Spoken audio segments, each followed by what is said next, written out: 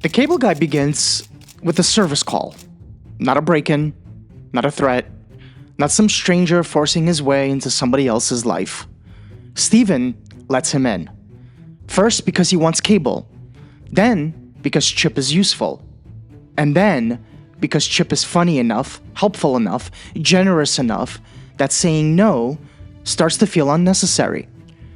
By the time Steven realizes this isn't a normal friendship, Chip has already made himself part of the apartment, part of the routine, part of the noise.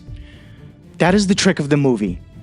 Chip enters Steven's life the same way Cable enters a home, quietly, through a small hole in the wall. And at first, it's just one more thing you agree to, but then somehow, it's everywhere. This is the Cable Guy. For 30 years, people have treated the Cable Guy like a failed dark comedy about a lonely stalker. But that reading keeps getting harder to hold on to with age. Because the movie is not just asking whether Chip is disturbed. Obviously he is.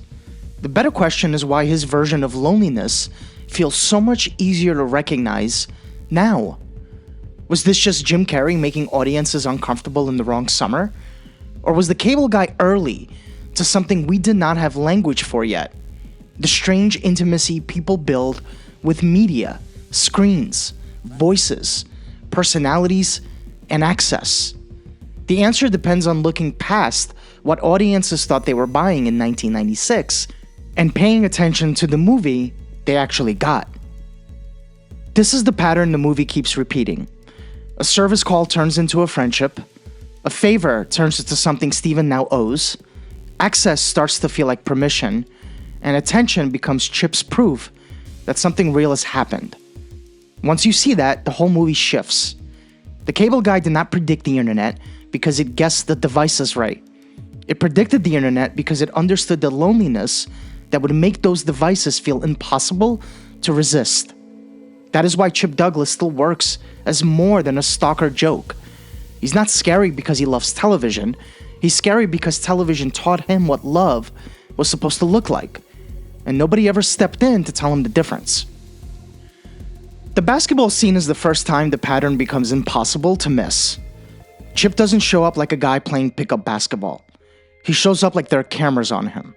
He talks trash, he screams, he throws his body around, he celebrates every play like the whole thing is being a broadcast to a crowd only he can hear. What should be a casual afternoon turns into Chip performing at full volume, and nobody else has agreed to be part of the show. And when it's over, he looks completely alive. Because to Chip, they didn't just play a game. They shared something. They had a moment. He pushed hard enough, made it big enough, made it loud enough, and now he thinks that means it mattered to both of them. Steven thinks he's just playing basketball with a lunatic. Chip thinks they got closer. That gap between what Chip thinks he created and what Steven actually experienced is the driver of the entire film. Steven is certainly not a monster. That is what makes him useful to the movie. He's just a normal guy going through changes in his life. His girlfriend Robin has just split up with him. He's lonely, a little passive, and living in an apartment that he believes is temporary.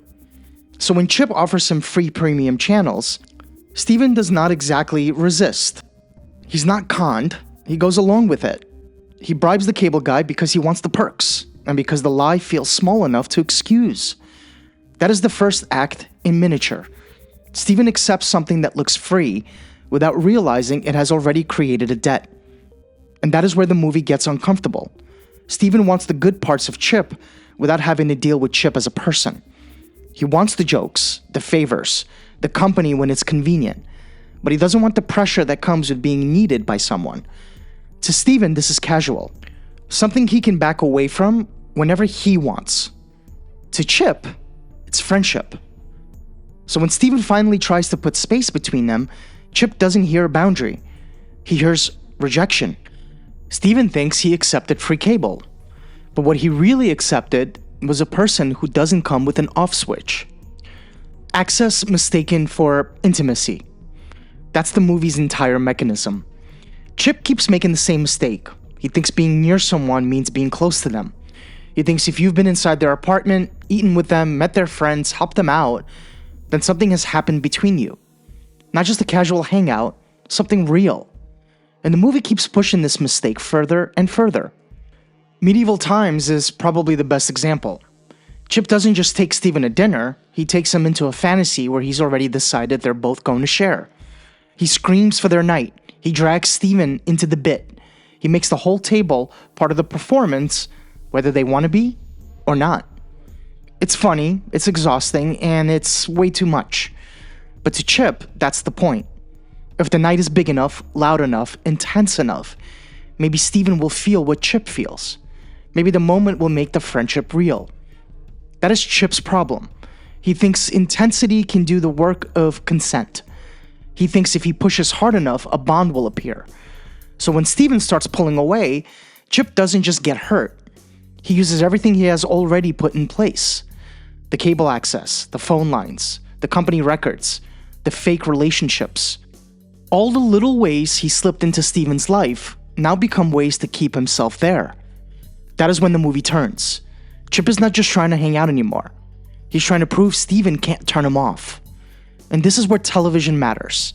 Television never pulled away from Chip. It was always back the next day.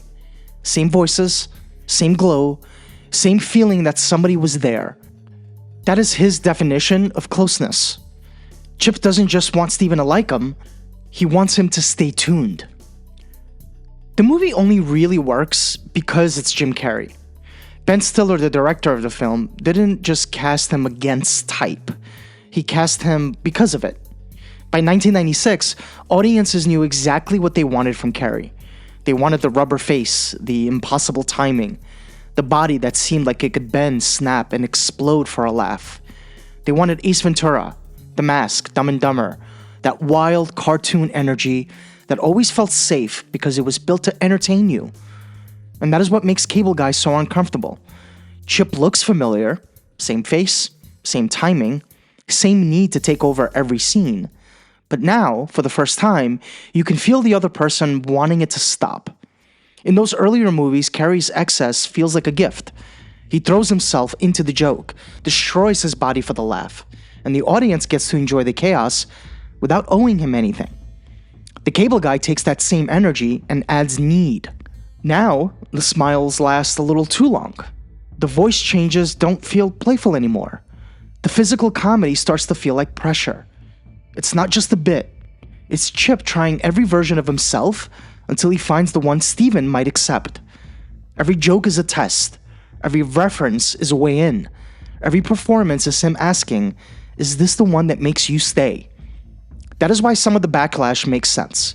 Maybe audiences were not only reacting to bad comedy, maybe they were reacting to comedy that suddenly wanted something from them.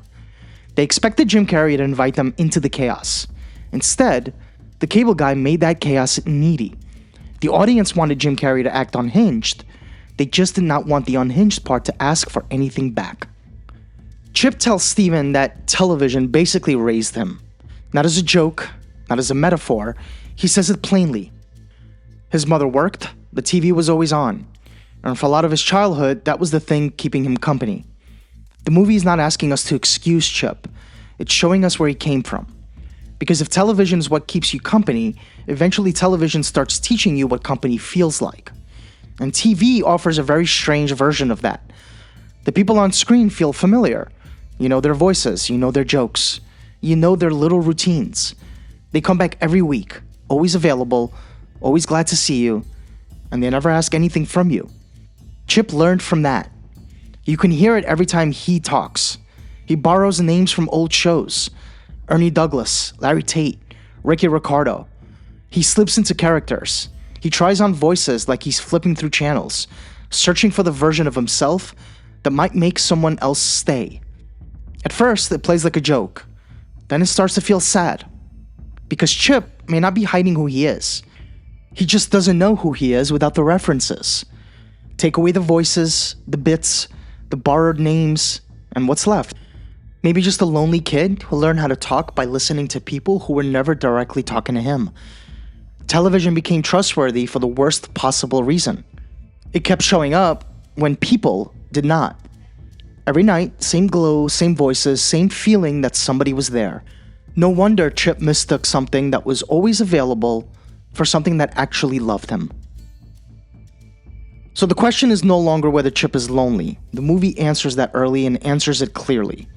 The harder question is why his loneliness feels less bizarre now than it did in 1996. Why the behavior that read as grotesque exaggeration 30 years ago reads today as something recognizable, something close.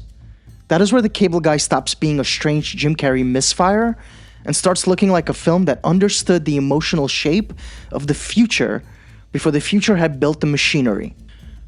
The audience did not reject Chip because he was impossible. They rejected him because he didn't feel normal quite yet. In 1996, there was no everyday version of a person like this. Someone who mistakes familiarity for closeness. Someone who thinks being around you long enough earns them a place in your life. Someone who feels like access is the same thing as a relationship. So Chip looked grotesque. He looked like an exception. But human nature did not change in the 30 years after The Cable Guy. The world around it did. Now we have TikTok, Twitch, podcasts that play in your ears every morning until the host starts to feel like part of your routine. Creators who film their homes, their relationships, their bad days, their grief, and create a kind of closeness that can feel personal, even when millions of people are watching the same thing. That is not a moral panic. People have always felt attached to people they've never met. Television was doing that long before the internet. What changed is that now, that feeling can answer back. A creator likes your comment, says your name, replies to a message, shares enough of their life that the line between watching someone and knowing someone starts to blur. And once that happens, the relationship can feel mutual, even when it's not. That is why Chip feels less alien now. He acts like someone trapped inside a one-sided relationship, but he keeps mistaking it for a real one. In 1996, he looked like a freak. Now he looks like a need the culture learned how to monetize. That is why The Cable Guy keeps getting sharper.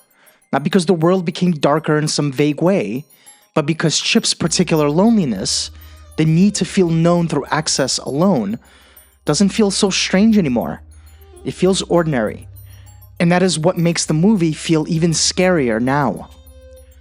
By June of 1996, Jim Carrey wasn't just a movie star. He felt like the safest bet in Hollywood. In less than 2 years, he had gone from Ace Ventura, to The Mask, to Dumb and Dumber, to Batman Forever. Every few months, there was another hit, another face, another piece of proof that audiences wanted more of him. And by the time The Cable Guy arrived, he was being paid like it.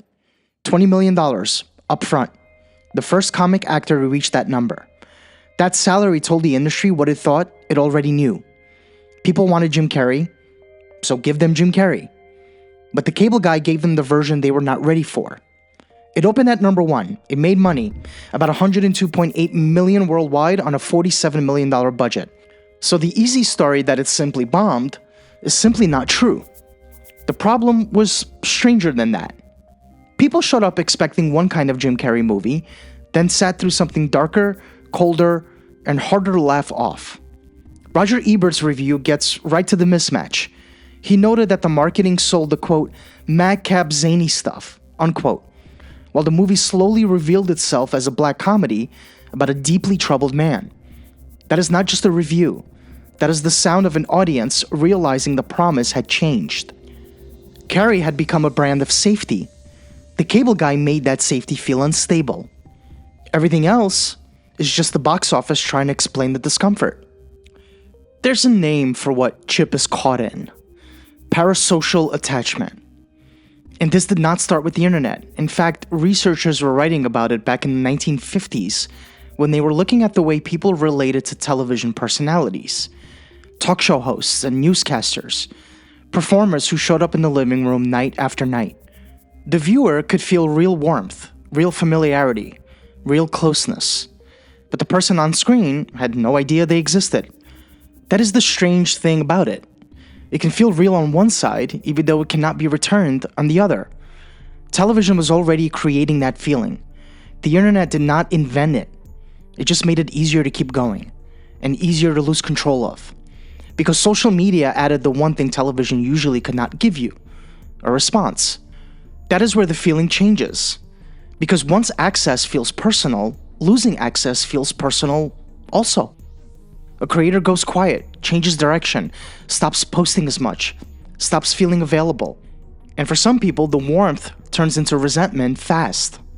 What felt like connection becomes expectation. What felt like loyalty becomes a demand. And that is pure cable guy. Steven pulls back, he tries to restore distance, but Chip doesn't experience it as someone choosing not to keep hanging out. He experiences it like cancellation, like his favorite show disappeared without warning, like something that belonged to him was taken away. The internet did not invent Chip Douglas. It just gave his loneliness more places to go. The cable guy takes the comfort of television and turns it into a person. Someone who jokes and performs and entertains you, gives you access, shows up when you're lonely, fills the silence, makes himself useful enough that you let him stay a little longer than you should. That's Chip. And by the end, he climbs onto the one thing that made him. Not symbolically, literally. He's standing on a satellite dish, the machine that carried all those voices into his childhood, the thing that kept him company before he understood what company was supposed to be. And then he says he has to kill the babysitter. That is the most honest moment in the movie. Because Chip knows what television did to him. He knows it raised him wrong. He knows it gave him the wrong idea of love, friendship, attention, and need. He just doesn't know how to become anyone else. In 1996, that looked like one broken man falling apart. Now it looks a lot more familiar. The loneliness that made television feel like a parent. The confusion that made access feel like love. The need that made performance feel like friendship. That is not just Chip's private damage anymore. It's everywhere now. The movie did not predict the internet because it knew what the technology would look like. It predicted the internet because it understood why people would want the technology in the first place.